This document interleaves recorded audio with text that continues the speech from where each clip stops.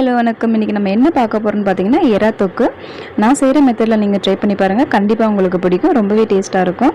வானல் அடுப்பில் வச்சுட்டு கொஞ்சமாக எண்ணெய் ஊற்றி அதில் 3 பட்டை 3 கிராம்பு 2 பிரியாணியில் கொஞ்சமாக சோம்பு சேர்த்துட்டு கட் பண்ணி வச்சுருக்கிற வெங்காயத்தை சேர்த்துக்கோங்க. வெங்காயத்து கூடவே 2 பச்சை மிளகாய், கொஞ்சமாக கருவேப்பிலை, கொஞ்சமாக உப்பு சேர்த்து நல்லா கிளறி விட்டுக்கோங்க. அது நல்லா கோல்டன் ப்ரௌனிஷாக வந்த உடனே கொஞ்சமாக இஞ்சி பூண்டு பேஸ்ட்டு சேர்த்து அதை வாசனை போகிற வரைக்கும் நல்லா வதக்கி எடுத்துக்கோங்க.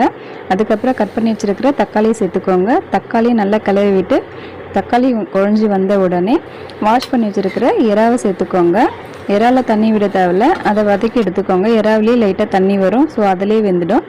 இப்போ மசாலா சேர்த்துக்கலாம். 1 spoon chicken masala, 1/2 spoon garam masala, 1 spoon குழம்பு மிளகாய் தூள் சேர்த்து நல்லா கிளறி விட்டுக்கோங்க. இதுக்கு தேவையான அளவு ஒரு 1/2 டம்ளர் மட்டும் தண்ணி விட்டுக்கோங்க. மசாலா வாசனை போகிற வரைக்கும் நல்லா கிளறி விட்டு ஒரு 10லேருந்து 15 நிமிஷம் குக் பண்ணிக்கோங்க.